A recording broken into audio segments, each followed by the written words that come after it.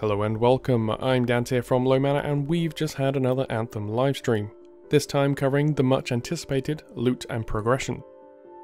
So for those of you who aren't familiar with my personal views on how I think loot should be done in games, I'll cover my opinion as briefly as I can. For those who've been watching for a while, you are probably getting tired of me talking about loot and the systems of Diablo. Essentially, the way loot works, in at least the most recent iteration, is to me one of the best examples of how progression can be rewarding. This is due to a few key factors, and don't worry, this is entirely relevant to today's Anthem stream. First of all, loot is instanced. Not unusual by today's standards, but important. The next is scaling. The way that you get the best loot is to tackle the hardest content, but this is not restricted to just doing certain bosses in a raid style format. Instead, you can choose the difficulty, with the endgame making up roughly 50% of all difficulties. The other way is through content that has no difficulty cap. It's about you or your team against a clock to push and clear the most enemies for the best rewards you can. The third and final point is to do with items themselves. There are levels and rarities, with the best items having unique affixes that can entirely change how you play the game, by buffing abilities, adding all new effects, and creating combos with other abilities, granting a huge amount of freedom of how you approach combat in the game, and for the type of content you want to play to progress. But why is this, in my opinion, even relevant to either Anthem or the livestream we just had? Well, because Diablo is one of the biggest influencers for Anthem's loot and the endgame progression, and boy does it show. To many, this will be an all-new approach to loot in games, especially if you're coming from a Destiny background. Loot isn't just a slightly different feeling weapon, but a tool to change how you play, to create new gameplay styles, to tailor your combat to how you want to play with near limitless amounts of depth, if you want to spend the time to find all of the nuances. Then times that by 4, as you have a whole squad that can not only change how each plays, but how they interact with each other. So with that all out of the way, let's get to the stream itself.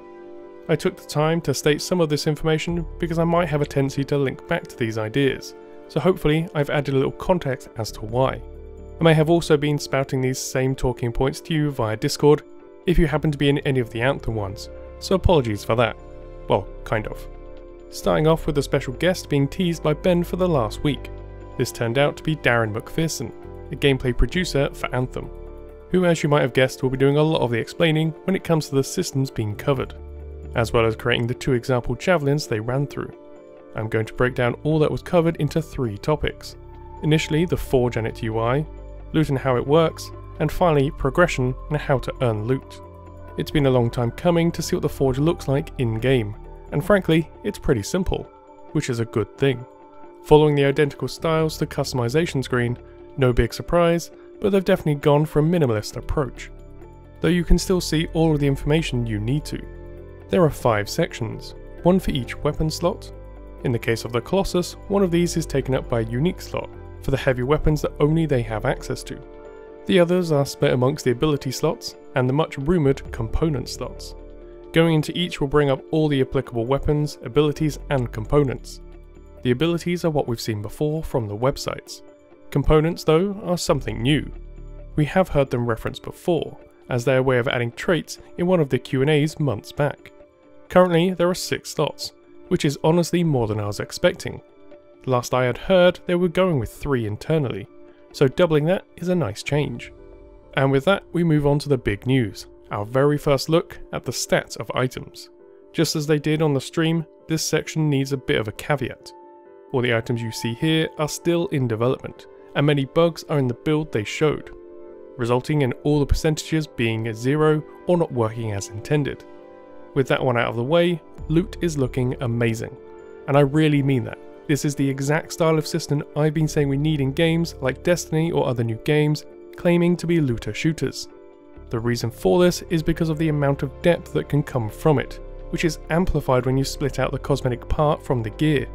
Having the different rarities is a classic concept in gaming now, with Anthem using common, uncommon, rare, epic, masterwork and legendary. With each of these they grow in strength, and starting from uncommon, they start to gain additional benefits called inscriptions. These are randomized buffs. They're usually between 5 and 10% to stats from damage to utility gear. At launch, these will come from a pool of around 100, meaning you'll be getting huge variety of them, especially as you go up in gear levels. Each one adds an additional one up to a maximum of 4.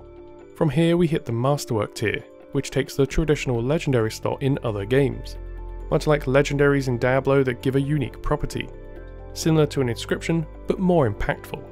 These will define how you play each javelin in the endgame, and are the foundations to changing and amplifying the interaction of your abilities, other items, and those of your teammates. The best example they showed was Airborne Advantage, which reduces the cooldown of all abilities by 50% while hovering, a massive change that ties into other gear to create a complete loadout. There is then one more level of gear above this, very similar to those of Masterwork, but with improved stats across the board. These last 2 tiers will also include a deeper pool for the inscriptions, meaning that you'll want to keep finding new loot and even duplicates, as they may have better stats, a more favourable inscription, or another option you haven't considered. Legendary items remind me of the ancient system that got added to Diablo 3, a way for even the best geared people to keep progressing, so you always have something to chase. The failsafe for this gear grind is the crafting system. It's a little bit more mysterious than the gear, as we've not seen the vault in detail or what crafting looks like, but we do have a few more details about how you can obtain them and how to use them. So first of all, the crafting system does seem to take the place of a failsafe system, a way for you to chase a particular build style you are looking for. So when you get gear from a mission, or when it becomes replaced by new and better gear, you can salvage it. Then alongside regular loot items, you will also find blueprints. These blueprints unlock what you're able to craft over time. Once you have a blueprint, which I should add also follows the quality system from regular items, from common to legendary, they can also drop very early on in the game. Fortunately, this highlights another feature that's only really relevant while you're leveling up your pilot.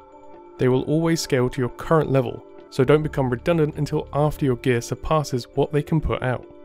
So I can see in the very end game, when you're swimming in Masterworks and pushing the hardest content, you'll be using the crafting system to reroll gear to get those perfect stats. The last topic I want to cover from the stream is how do you acquire gear and what have we learnt about the end game. Again, this is almost exactly the direction I wanted the game to take, though I'll be sure to cover the additional approaches I'd like to see them take once we know a little bit more. For now, let's stick to what we do know. Primarily, that you can customize the difficulty of the game pretty heavily.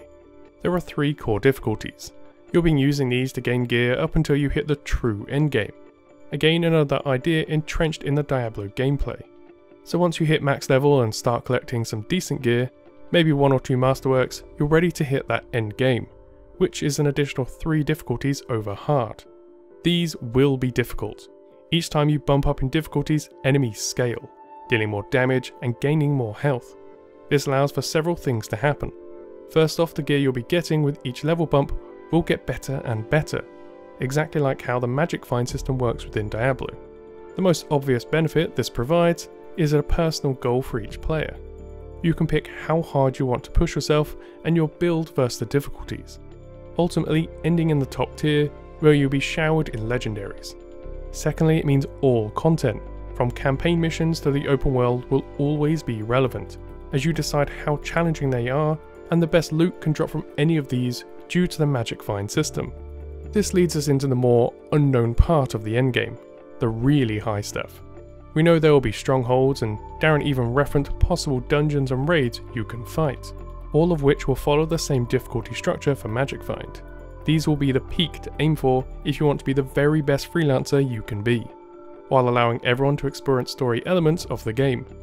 Think of the LFR system for World of Warcraft, but much more refined with a clear path of progression. The last part of progression is something I've kind of skipped over previously, but your javelin and its build will have a gear score, one of the banes of the MMO raiding scene, though this time it's been done in a way that makes far more sense. First off, it gives your gear an average level, so you know what difficulty you are likely to be able to fight in, so you don't actually go into a difficulty you aren't ready for. They do this by giving your gear a colour tag from uncommon to legendary. The second is a number that tells you where on the curve you sit. So far it's hard to tell how high the number goes, and I would assume this cap might increase as new content rolls out in the game, or even new difficulties, who knows at this point. But this idea gives a nice clear way for you to progress. So whether you like to play casually to unwind for a few hours a week, or if you want to push the bleeding edge of progression, you know what your next target will be. So I know that's a lot, and hopefully I've kept this on track. Now with the topics out of the way, I want to touch on a couple of the Q&A questions, most of which I've already touched on during my breakdown of each topic, so I'll be covering only the ones adding additional information. Starting off with inventory space. Someone asked if it's limited, and although no numbers were given for obvious reasons, Ben did confirm that yes, it's limited, but it's very large, allowing you to store a sizable amount of loot. Players can then make additional space by going to the vault and salvaging items. This gives you resources for crafting, as well as freeing up space once again. We've not really seen much of the vault at this point, so it's hard to judge on how much space is enough. If they are going the Dabbler route, then you might be gaining a huge amount of items at the endgame, or for more difficult content, causing you to fill up pretty rapidly, especially if you're also saving up for items for different builds across 4 javelins. If you're running a spare set of gear for each javelin, we could easily see yourself running low after only a few weeks into the game. If we can save those items in the forge itself, then maybe we'll be able to mitigate some of that issue. Another one to wait and see on. One of the more important questions that was asked is related to bosses and unique loot being dropped. Ben was a little bit evasive when it came to this, making me think that bosses, raids and strongholds likely won't have that much of a unique loot pool, which again follows the Diablo theme. However, they will have another system in play. I can't tell if this is hinting at some form of daily or weekly style quest rewards, or a more general reward system, though Ben did say that the challenge system will tell you specific rewards for their completion. So if you are targeting something specific, these should be a strong way to guarantee progress towards them. A short and sweet question next. Do inscriptions stack? Yes they do, so you'll be searching to stack some of these to really laser focus on one type of bonus. This could be anything from maxing out ability cooldowns, special effect rates, or just raw damage. And that about covers it for today. This video ended up being a little bit longer than I had originally intended, and there are a few mini lore details I'll be talking about in another video. As always, if you want to check any of the details that I spoke about, I'll link to the VOD in the description below. If you like these slightly longer format videos, or if you'd like a less scripted version of these, be sure to let me know in the comments section below. Thanks for watching. As always, I love to hear your thoughts and opinions on everything Anthem, so be sure to let me know in the comment section below. If you enjoyed this video, then leave a like and subscribe for more Anthem content. Until next time, I've been Dante, thanks for watching.